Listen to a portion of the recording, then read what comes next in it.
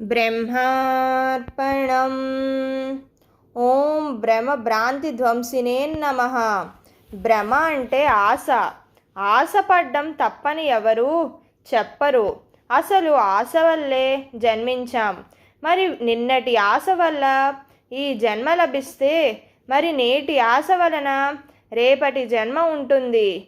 అందువల్ల గత జన్మ వాసన అయిన నేటి ఆశని నిర్మూలించాలి. భ్రాంతి అనేది ఓ అనుమానం. సాధనలో ఎన్నో అనుమానాలు కలిగిస్తుంది మాయ. దానివల్ల ముందుకి వెనక్కి అడిగేస్తుంటాం. అటువంటి భ్రాంతి నుండి బయటకి రావాలి. ఇవన్నీ మనం పాటించలేం అని భయం కలుగుతుంది.